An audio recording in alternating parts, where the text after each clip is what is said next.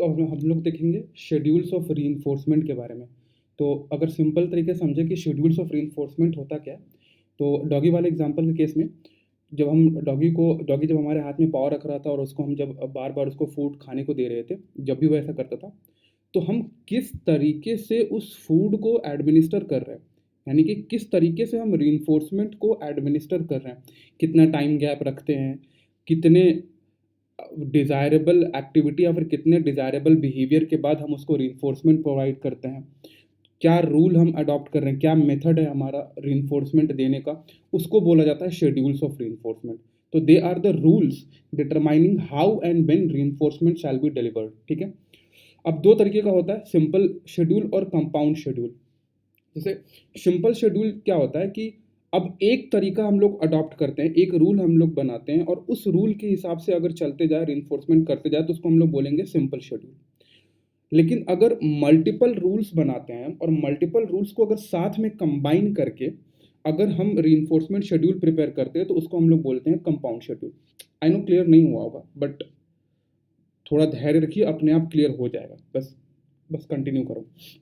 ठीक है। Simple schedule जो होती है वो दो तरीके का होता है, continuous reinforcement and partial reinforcement, जिसको कि इंटरमिटेंट रीइंफोर्समेंट भी बोलते हैं। तो होता क्या है कंटिन्यूअस रीइंफोर्समेंट? तो अगर रैट वाला एग्जांपल लेते हैं, स्किनर का जो एग्जांपल था, उसमें एक डायगोनल से दूसरे डायगोनल तक हमने क्या करा था, उस एग्जांपल में हमने वो फूड के जो पैकेट्स होते हैं उसको स्ट्रेट लाइन में डिस्ट्रीब्यूट करा था, जब हम लोग शेपिंग एंड चेनिंग पढ़ रहे थे तब। तो इसमें हो क्या रहा था, जैसे ही रैट एक स्टेप आगे बढ़ाता था, एक डिजायरेबल बिहेवियर शो करता था, उसको रीइंफोर्समेंट मिलती थी, फिर डिजायरेबल बिहेवियर शो करता था, फिर रीइंफोर्समेंट मिलती थी, फिर डिजायरेबल बिहेवियर, फिर रीइंफोर्समेंट। जिस तरीके से लिवर का एग्जांपल हो गया, जब भी रैट लिवर दबाता था उसको रीइंफोर्समेंट मिलती थी, यानी कि रैट का लिवर दबाना वाज अ एक्टिविटी जो हम चाहते थे कि वो करे, जो रैट लर्न करे, वो डिजायरेबल बिहेवियर था हमारे लिए। और जब भी वो डिजायरेबल बिहेवियर शो करता था, उसको एक फूड का पैकेट मिलता था। तो कंटिन्यूअस रीइंफोर्समेंट शेड्यूल में क्या होता है कि हर एक डिजायरेबल बिहेवियर को रीइंफोर्स करा जाता है। कोई भी ऐसा डिजायर्ड बिहेवियर नहीं होगा जो कि अनरीइंफोर्स्ड जाएगा। यानी कि कंटिन्यूअस रीइंफोर्समेंट शेड्यूल में क्या होगा कि every desired behaviour will be reinforced. ठीक है। और पार्शियल फिर क्या होगा, ठीक इसका उल्टा, every desired behaviour will not be reinforced. तो उसको हम लोग बोलते हैं पार्शियल और इंटरमिटेंट रीइंफोर्समेंट शेड्यूल। अब इसमें बहुत सारे वेरिएशंस आते हैं, लेकिन अभी हमारा फोकस है कंटिन्यूअस रीइंफोर्समेंट शेड्यूल पे। तो कंटिन्यूअस रीइंफोर्समेंट शेड्यूल में बस इतना हमें जानना है कि every desired behaviour of the organism will be reinforced, और वो होता है कंटिन्यूअस रीइंफोर्समेंट शेड्यूल। तो जब जब हमारे पास कंटिन्यूअस रीइंफोर्समेंट शेड्यूल आया, तो ऐसा क्या चैलेंज आ गया कंटिन्यूअस रीइंफोर्समेंट शेड्यूल में कि हमें किसी और रीइंफोर्समेंट शेड्यूल की तरफ जाने की जरूरत पड़ गई? तो एक बंदा था हम्फ्री। इस हम्फ्री ने क्या बोला, इसने अपने एक्सपेरिमेंट में पाया कि अगर दो ग्रुप ऑफ रैट ले, एक ग्रुप जिसको कि कंटिन्यूअस रीइंफोर्समेंट शेड्यूल से ट्रेन करा गया हो और दूसरे ग्रुप जिसमें कि पार्शियल रीइंफोर्समेंट शेड्यूल से करा गया हो। ऑल्दो आप ये नहीं जानते, बट मान लीजिए कि this is not continuous reinforcement schedule. तो एक जिसको कंटिन्यूअस रीइंफोर्समेंट शेड्यूल से रीइंफोर्स करा गया है और दूसरे को नॉन कॉन्टिन्यूअस यानी कि पार्शियल रीइंफोर्समेंट शेड्यूल से रीइंफोर्स करा गया। तो जब रीइंफोर्समेंट हटा दी जाती है, उसके बाद देखा गया है कि ये जो ग्रुप के एनिमल्स होते हैं, इनमें जो भी लर्निंग हुई है ऑफ डिजायर्ड बिहेवियर बहुत जल्दी खत्म हो जाता है, वो जल्दी एक्सटिंक्ट हो जाता है। तो हम्फ्री बोलता है कि हमें पार्शियल रीइंफोर्समेंट शेड्यूल से शिफ्ट होना पड़ेगा हमें कंटिन्यूअस रीइंफोर्समेंट शेड्यूल से शिफ्ट होना पड़ेगा towards the partial reinforcement schedule, क्योंकि कंटिन्यूअस रीइंफोर्समेंट शेड्यूल से जो भी बिहेवियर है वो बहुत लंबे वक्त तक नहीं रह सकता, because it is more prone to extinction. ठीक है। ठीक है, ये हम्फ्री का सजेशन था। तो अब हमने क्या बात कर लिया कंटिन्यूअस रीइंफोर्समेंट शेड्यूल में, जिसमें कि every occurrence of the desired behaviour is reinforced, that is each time the animal displace the desired response, animal is rewarded. Simple तरीके से every correct response during the acquisition is rewarded. ठीक है। अब अब पहले तो ये देख लेते हैं कि पार्शियल रीइंफोर्समेंट शेड्यूल होता क्या। अगर साफ भाषा में कहें तो पार्शियल रीइंफोर्समेंट शेड्यूल और intermittent reinforcement schedule is something which is not continuous reinforcement schedule, यानी कि आप हर एक डिजायर्ड बिहेवियर को आप रीइंफोर्स नहीं करते हो, कुछ को करेंगे कुछ को नहीं करेंगे, लेकिन हर एक डिजायर्ड बिहेवियर जो होगा वो रीइंफोर्स नहीं होगा। अब ये जो हमने यहाँ पे लिखा है उसको हम लोग समझेंगे, बट पहले आगे देखते हैं। ठीक है। तो पार्शियल रीइंफोर्समेंट शेड्यूल जो होती है, जिसमें कि it is one in which some correct responses are reinforced and others are not. तो पार्शियल तो कंटिन्यूअस रीइंफोर्समेंट शेड्यूल में हम क्या कर रहे थे कि every desired behaviour was reinforced, लेकिन पार्शियल रीइंफोर्समेंट शेड्यूल में क्या होता है कि जो कुछ ही डिजायर्ड बिहेवियर्स होंगे जिनको रीइंफोर्स करा जाएगा और कुछ को नहीं करा जाएगा। अब फिर सवाल पैदा होता है कि यार अब हम कैसे डिसाइड करेंगे कि कौन सा डिजायर्ड बिहेवियर हमको रीइंफोर्स करना है और कौन सा डिजायर्ड बिहेवियर हमको रीइंफोर्स नहीं करना है। तो उसके लिए हमारे पास दो तरीके का ऑप्शन आता है, एक हम इंटरवल पे जाएं यानी कि हम एक टाइम फैक्टर को कंसिडर करें, और दूसरा जो अप्रोच आता है कि हम टाइम के जगह पे नंबर ऑफ ट्रायल्स को हम लोग फोकस करें, रेशियो जिसको हम लोग बोलते हैं। तो इंटरवल वाला एक सजेशन है कि इंटरवल हम लोग चूज कर सकते हैं, यानी कि टाइम फैक्टर चूज कर सकते हैं, और दूसरा चूज कर सकते हैं कि रेशियो चूज करें। ठीक है, पहले तो हम लोग इंटरवल देखते हैं। इंटरवल में क्या होता है कि इंटरवल रीइंफोर्समेंट शेड्यूल में पहले सिंस इंटरवल रीइंफोर्समेंट शेड्यूल है उसमें ऑलरेडी हमें पता है कि ये पार्शियल नेचर का है, जिसमें हम हर एक डिजायर्ड बिहेवियर को रीइंफोर्स नहीं करेंगे। और यानी कि एक तो ये कि हम लोग हर एक डिजायर्ड बिहेवियर को रीइंफोर्स नहीं करेंगे, पहला पॉइंट तो इसका यही मिल जाएगा। और दूसरा ये कि हम कौन सा बिहेवियर रीइंफोर्स करेंगे और कौन सा नहीं रीइंफोर्स करेंगे वो टाइम पे डिपेंड करेगा। ठीक है, अब उसमें दो तरीके का हो सकता है, फिक्स्ड और वेरिएबल। फिक्स्ड वेरिएबल कहने का क्या मतलब कि वो जो टाइम हम लोग चूज कर रहे हैं ना कि हम इतने टाइम के बाद रीइंफोर्समेंट देंगे, वो या तो फिक्स्ड नेचर का हो सकता है 10 minute 10 minute 10 minute 10 minute 10 minute 10 minute till infinity, या तो फिर वेरिएबल नेचर का हो सकता है। और ये वेरिएबिलिटी भी एक्सपेरिमेंटर ही डिसाइड करेगा, यानी कि हम ही डिसाइड करेंगे कि पहले 10 मिनट, उसके बाद फिर 5 मिनट का, फिर 10 मिनट, फिर 5 मिनट, फिर 15 मिनट, फिर 20 मिनट, फिर 1 घंटा, फिर आधा घंटा। वो अपने ऊपर कंप्लीटली डिपेंड करता है, या फिर एक्सपेरिमेंटर के ऊपर कंप्लीटली डिपेंड करता है। ठीक है, अब लेते हैं हम लोग अब हम लोग पूरा अच्छे से समझते हैं कि ये जो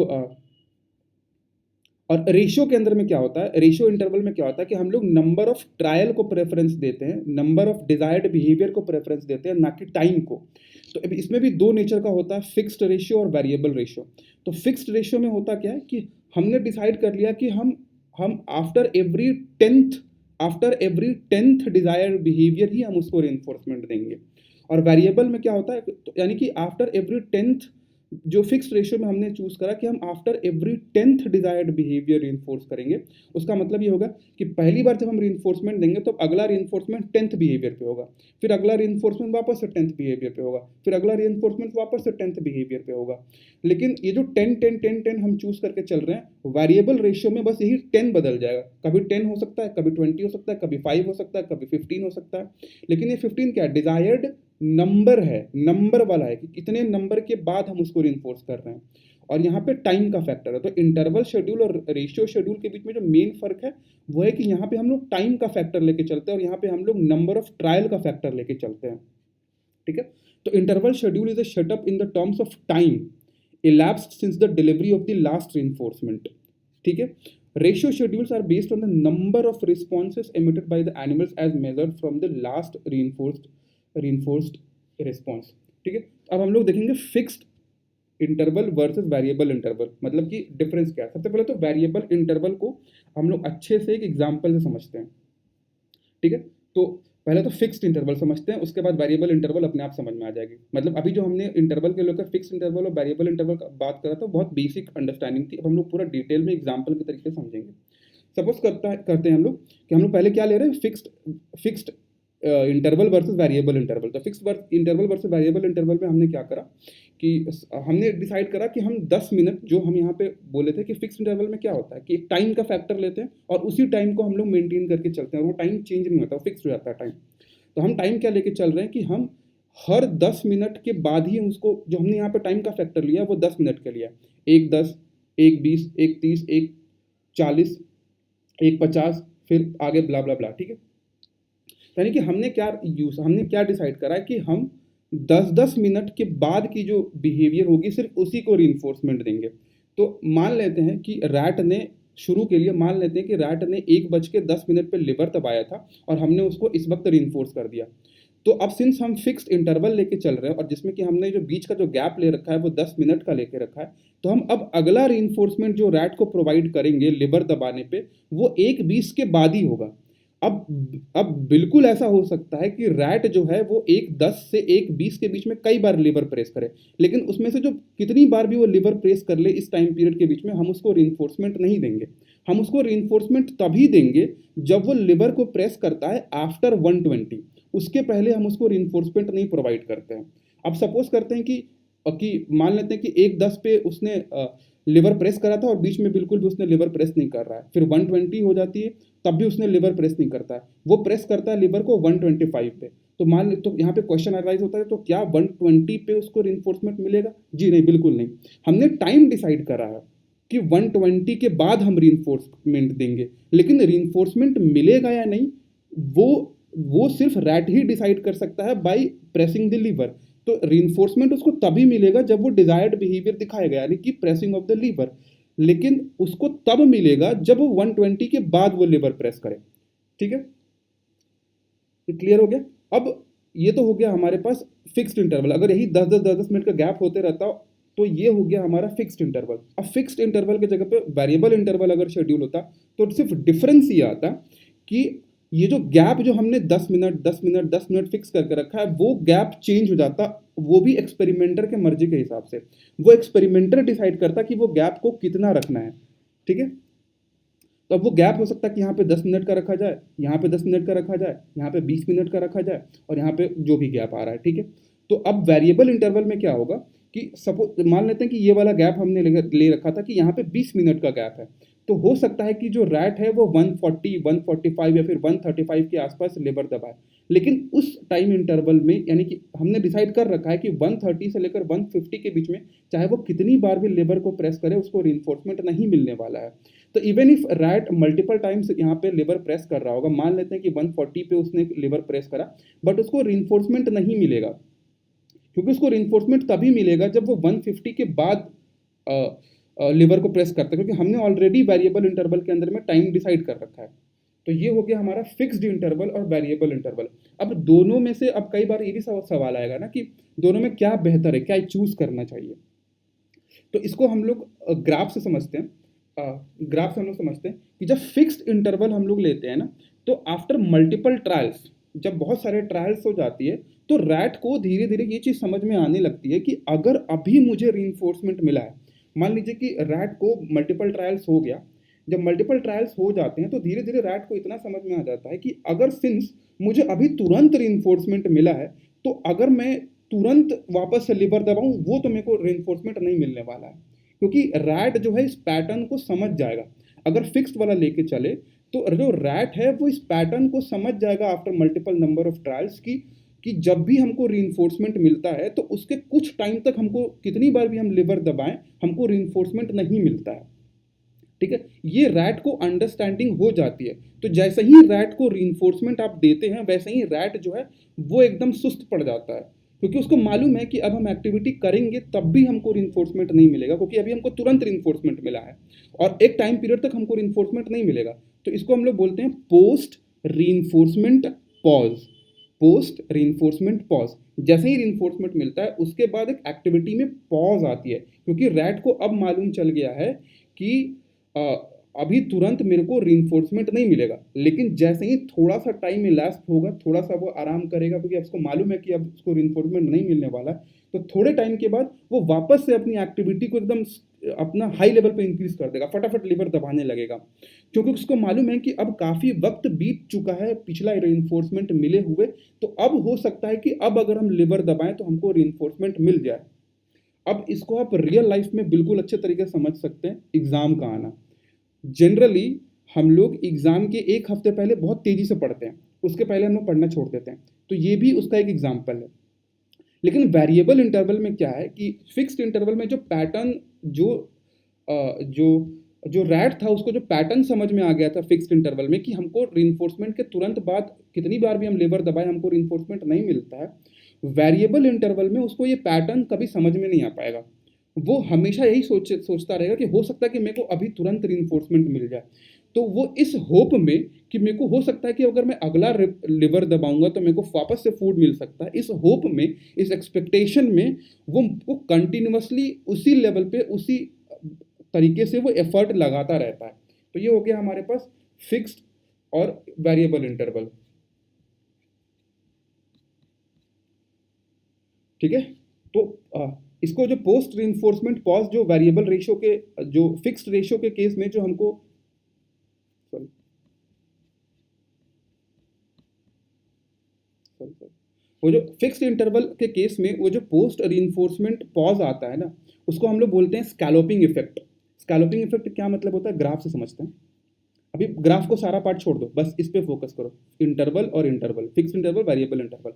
तो फिक्स इंटरवल में क्या होता है कि रैट ने एक्टिविटी करा और उसको यहाँ पे रीइंफोर्समेंट मिला। तो जैसे ही उसको रीइंफोर्समेंट मिलता है तो उसको मालूम है कि अब हमको तुरंत जो है वो रीइंफोर्समेंट नहीं मिलेगा, तो उसकी एक्टिविटी आराम से अचानक से वो ड्रॉप हो जाती है, एक्टिविटी जो होती है वो ड्रॉप हो जाती है। इसको हम लोग बोलते हैं पोस्ट रीइंफोर्समेंट पॉज, और फिक्स्ड इंटरवल के केस में इसको स्पेसिफिकली बोला जाता है स्कैलोपिंग इफेक्ट। इसी को हम लोग बोलते हैं स्कैलोपिंग इफेक्ट। क्या बोलते हैं, स्कैलोपिंग इफेक्ट। तो जैसे ही उसको रीइंफोर्समेंट मिलता है वो अपना जो एक्टिविटी ऑफ लेबर दबाना है उसको तुरंत कम कर देता है, क्योंकि उसको मालूम है कि अभी सिंस मेरे को तुरंत रीइंफोर्समेंट मिला है, अभी मेरे को वापस से रीइंफोर्समेंट नहीं मिलने वाला है।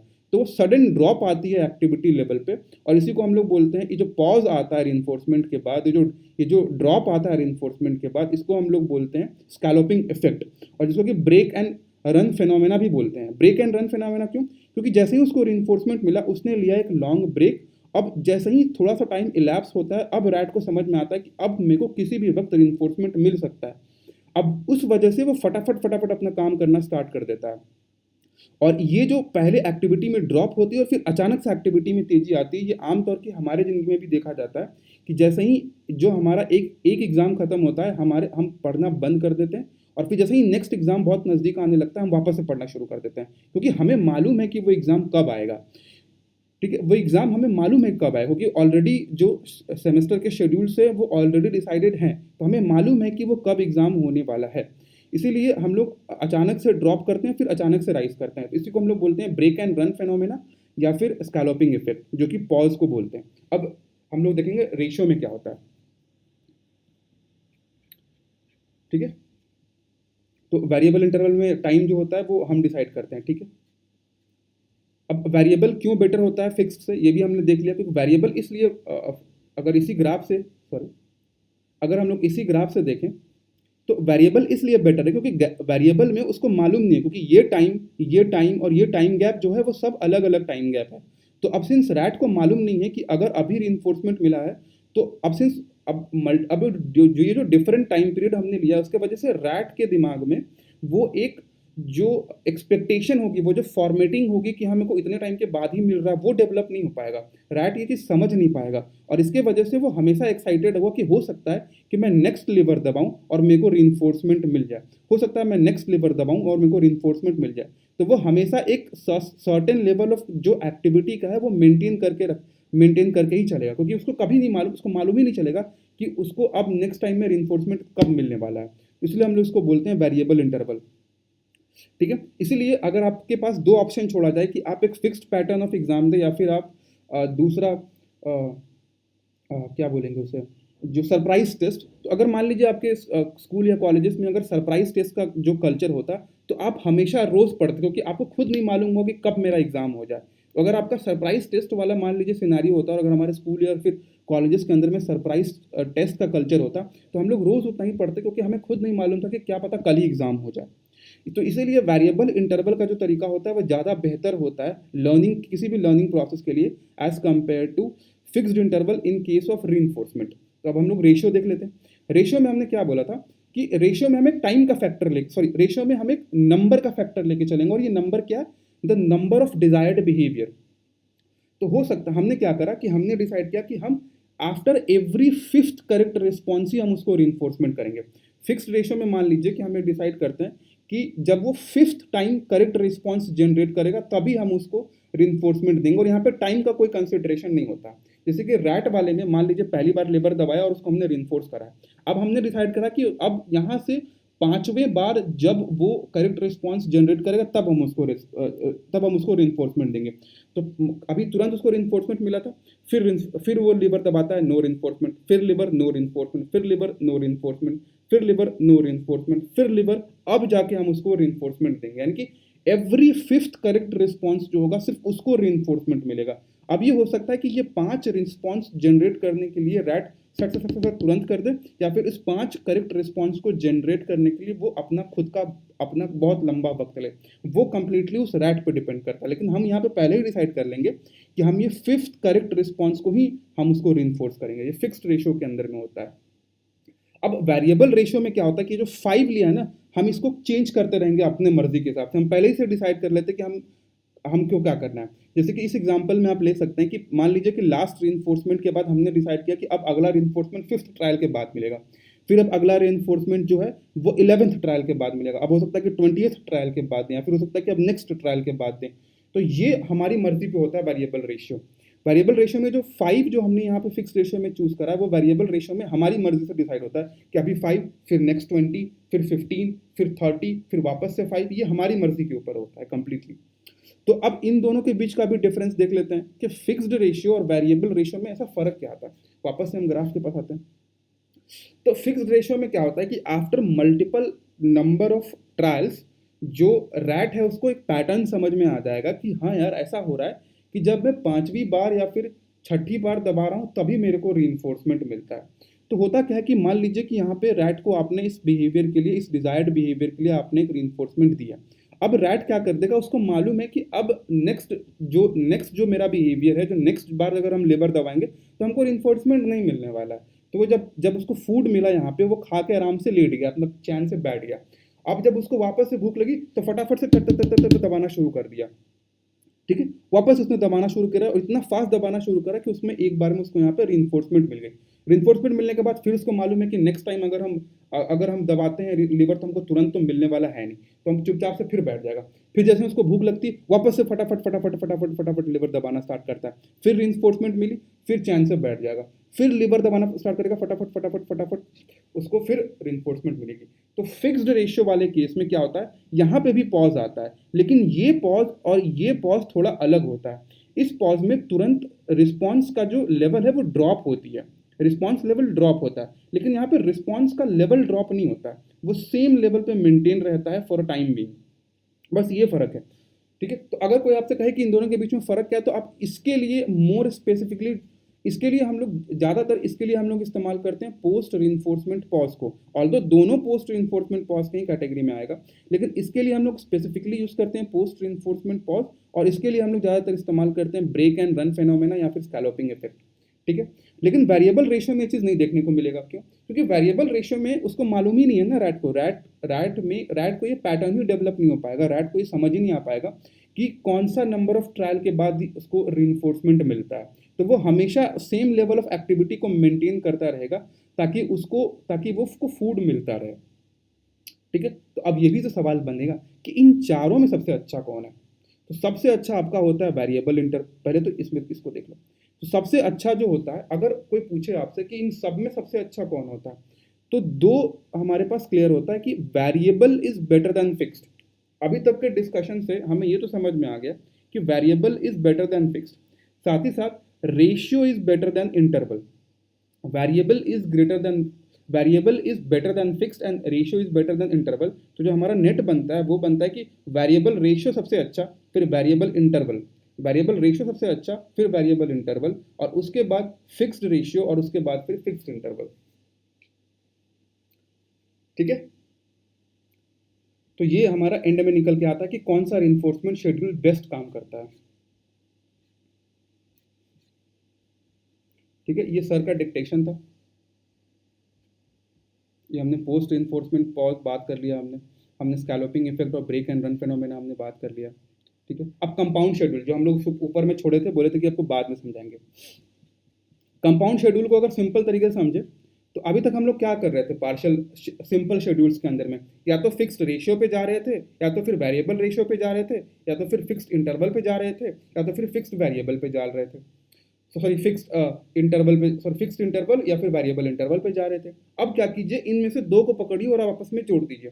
यानी कि पहले आप 10 मिनट डिसाइड करते हैं कि पहला लास्ट रीइंफोर्समेंट के बाद अब अगला रीइंफोर्समेंट 10 मिनट के बाद ही मिलेगा। फिर आप कहते हैं कि अब अगला रीइंफोर्समेंट 5 ट्रायल के बाद मिलेगा।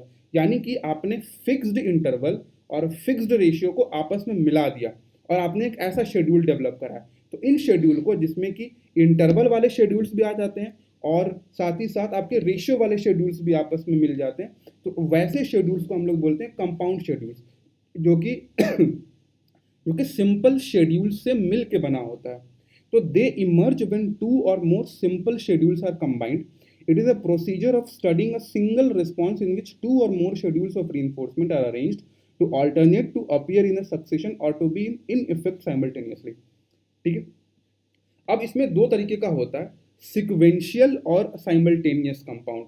अब सिक्वेंशियल के अंदर में क्या होता है, ऑल्दो ये इतना एग्जाम के लिए रेलेवेंट नहीं है, लेकिन सिक्वेंशियल में क्या होता है कि जो हम दो चीज़ पकड़ते हैं, मान लीजिए कि हम फिक्स्ड रेशियो पकड़ते हैं और फिक्स्ड इंटरवल पकड़ते हैं, तो इसमें क्या होता है कि फिक्स्ड रेशियो अगर हम पहले दे रहे हैं तो अब नेक्स्ट हमारे पास फिक्स्ड इंटरवल आएगा. दोनों को साथ में नहीं देते हैं हम लोग, ये होता है सिक्वेंशियल कि एक के बाद एक दूसरा आएगा, ऑल्टरनेट ही हो सकता है.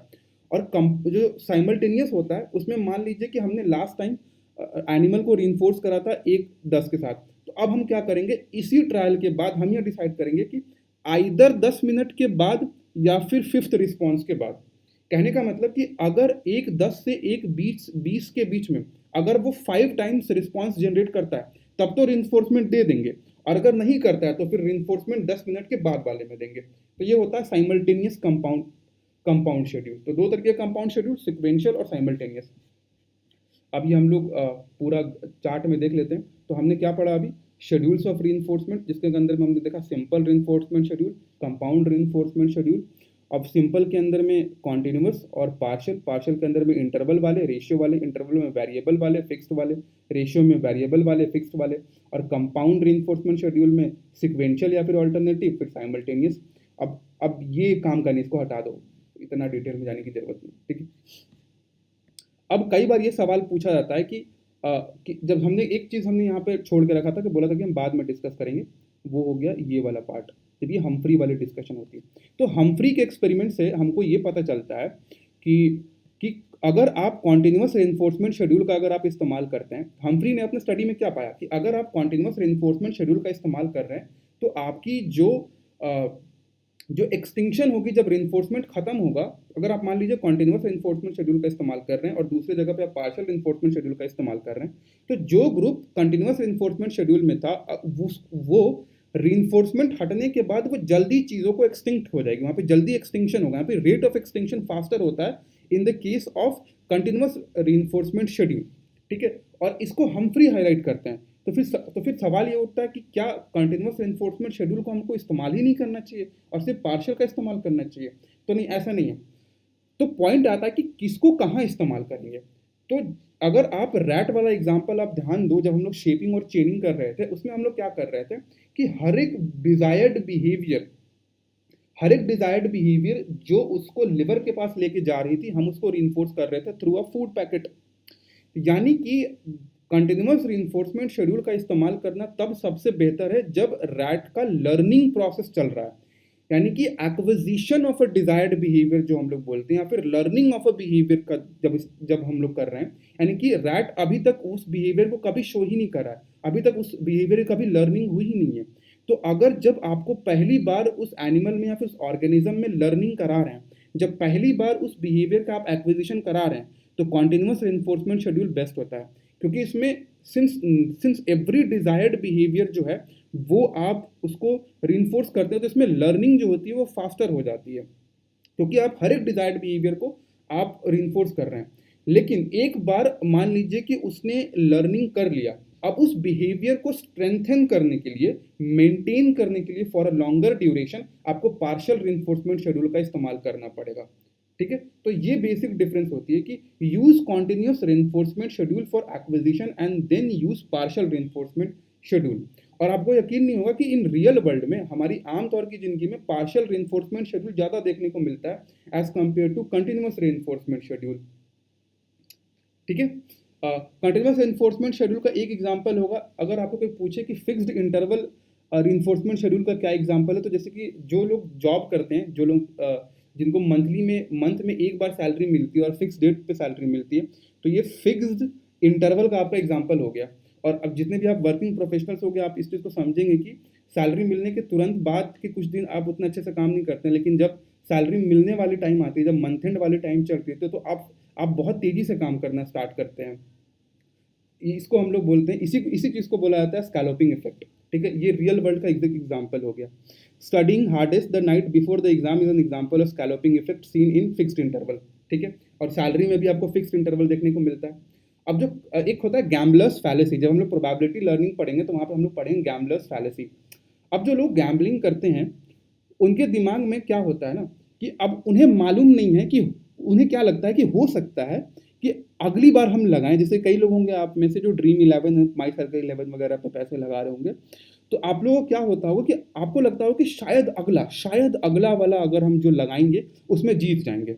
गैम्बलर्स का भी यही चलता है कि शायद अगला वाला जो हम लगाएंगे जीत जाएंगे, और इस वजह से वो कंटिन्यूअसली लगाता चला जाता है इस होप में कि शायद अगले वाले टर्न में हम जीत जाएंगे।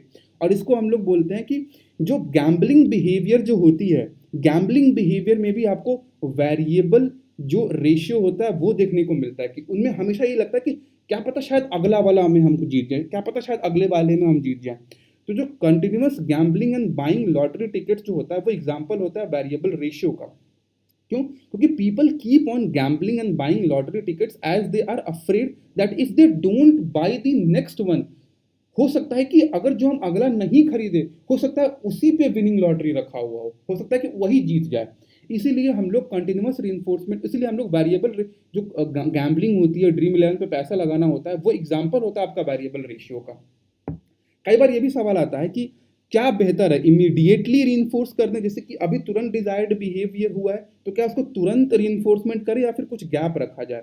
तो इसमें भी फिर वही आ जाएगा कि आप क्या कर रहे हैं, बिहेवियर की एक्विजिशन हो रही है या फिर बिहेवियर को आप मेंटेन करना चाहते हैं। तो जब बिहेवियर की एक्विजिशन होती है, जनरली जब आप छोटे होते हैं, तो आप मेजॉरिटी ऑफ द बिहेवियर को, नए बिहेवियर को आप सीख रहे होते हैं। तो वैसे केसेस में जब आप छोटे हैं, बच्चे हैं, तो आपके लिए इमीडिएट रीइंफोर्समेंट बेस्ट होता है, क्योंकि जब आप छोटे होते हैं, बच्चे होते हैं, तो मेजॉरिटी ऑफ द बिहेवियर आप नया नया सीख रहे होते हैं। जैसे बड़ों का आदर करना, आप ये सीख रहे होते हैं। तो वैसे सिनेरियो में जब आप छोटे होते हैं तो वहाँ पे इमीडिएट रीइंफोर्समेंट ज़्यादा काम करता है। लेकिन जब आप बड़े हो जाते हैं, आपको समझ में आ जाती है कि बड़ों का आदर करना है, तो वैसे सिनेरियो में सिंस आपका एक्विजिशन ऑफ बिहेवियर ऑलरेडी हो चुका है, अब सिर्फ आपको बिहेवियर को स्ट्रेंथन करना है। तो बड़ों के केस में डिलेड रीइंफोर्समेंट का इस्तेमाल होता है। ठीक है, अब बच्चों के केस में डिलेड रीइंफोर्समेंट इसलिए नहीं काम कर पाता क्योंकि क्योंकि मान लीजिए कि आपने अभी बच्चे ने बिहेवियर शो करा है, डिजायर्ड बिहेवियर, और आप कुछ देर के बाद, मान लीजिए 5 मिनट 10 मिनट के बाद जब आप उसको रीइंफोर्स करते हैं, तो हो सकता है ना कि उस 5 मिनट और 10 मिनट में कोई ऐसा एक्टिविटी हुआ हो, अब वो बच्चा ये समझ जाए कि शायद इस एक्टिविटी की वजह से हमको रीइंफोर्समेंट मिलता है, ना कि जो डिजायर्ड रिस्पॉन्स था। तो delay in delivery of reinforcement leads to poor level of performance. जब बच्चे के केस में यही होता है कि जितना डिले कीजिएगा आप रीइंफोर्समेंट में, उतना पुअर लेवल ऑफ लर्निंग होगी और परफॉर्मेंस होगा। Smaller rewards immediately after doing the chore will be preferred rather than a big one after a long gap. ये बच्चे के केस में यही एप्लीकेबल होता है।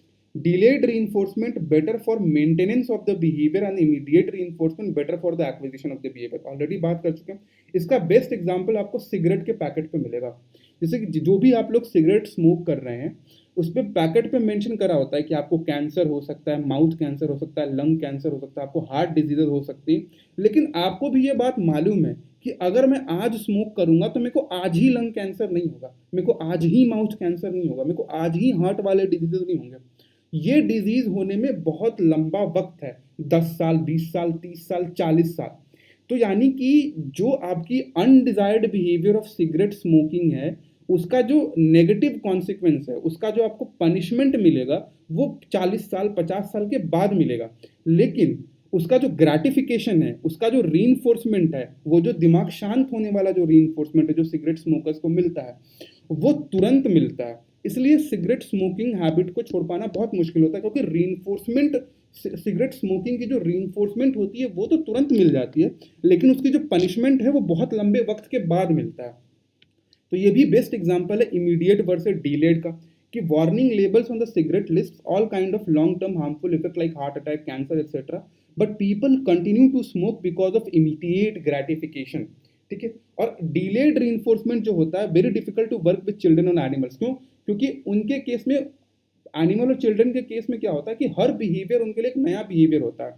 लेकिन एक बड़ा हो जाने के बाद इस उम्र में आपके लिए बहुत सारे बिहेवियर्स होंगे ऐसे जो आप नए बिहेवियर्स नहीं रह गए हैं। आप ऑलरेडी सीख चुके हैं, बस वो फ़र्क ये है कि आप करते नहीं। जैसे कि बड़ों का आदर करना चाहिए।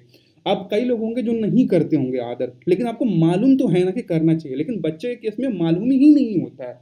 तो उसको ये सिखाने के लिए इमीडिएट का इस्तेमाल करा जाता है और आप में स्ट्रेंथन कराने के लिए आपको डिलेड रीइंफोर्समेंट का कराया जाता है। यानी कि यहाँ पे हमको ये भी चीज़ समझ में आ रही है कि इमीडिएट रीइंफोर्समेंट का इस्तेमाल किया जाए या डिलेड रीइंफोर्समेंट का इस्तेमाल किया जाए, वो कहीं न कहीं एक हद तक एक मैच्योरिटी लेवल पे भी डिपेंड करती है। क्योंकि बच्चा जो है वो इमैच्योर है, लेकिन जब बड़े हो जाते हैं तो आप मैच्योरिटी लेवल हो जाती है। और जो डिलेड रीइंफोर्समेंट की वजह से ऑल्दो बिहेवियर तो काफ़ी ज़्यादा स्ट्रेंथन होती है, लेकिन डिलेड रीइंफोर्समेंट का इस्तेमाल आप तभी कर सकते हैं जब एक certain level of maturity individual में, एनिमल में हिट हो गई हो। बेस्ट एग्जांपल आपको देते हैं सैलरी। जो आपको जॉब में सैलरी होती है, आप आज भी काम कर रहे हो, कल भी काम कर रहे हो, परसों भी काम कर रहे हो, लेकिन सैलरी आपको 1 महीने के बाद ही मिलती है। तो 1 महीने के बाद जो सैलरी मिलने वाली है that is a delayed reinforcement, but आप फिर भी काम कर रहे हो। उसके उससे भी बेटर एग्जांपल होगा आपका यूपीएससी का प्रिपरेशन। आपको मालूम है कि आपको आज भी पढ़ना है, कल भी पढ़ना है, परसों भी पढ़ना है। आप रोज़ उस डिज़ायर्ड बिहेवियर को परफॉर्म कर रहे हो, लेकिन फिर भी आपको मालूम है कि आपको जो रिजल्ट मिलने वाला है, आपको जो रीइंफोर्समेंट मिलने वाली है, वो उसमें हो सकता है साल, 1.5 साल, 2 साल, 3 साल लग जाए, लेकिन फिर भी आप काम कर रहे हो। तो ये काम हो जाने के लिए, जो डिलेड रीइंफोर्समेंट होने के लिए आप इसलिए कर पा रहे हैं इस डिलेड रीइंफोर्समेंट को, क्योंकि आप में एक certain level of maturity hit हो गई, जो कि बाकी बाकी पॉपुलेशन से आपको अलग करता है, क्योंकि आप डिलेड रीइंफोर्समेंट, डिलेड ग्रेटिफिकेशन को आप समझ चुके हैं। तो इतना क्लियर है कि इमीडिएट रीइंफोर्समेंट कब इस्तेमाल होता है, कब फायदेमंद होता है, डिलेड रीइंफोर्समेंट में क्या प्रॉब्लम्स हैं, कब उसका इस्तेमाल होता है। ठीक है, वही हमने यहाँ पे एक्सप्लेन करा है। ठीक है, हो गया।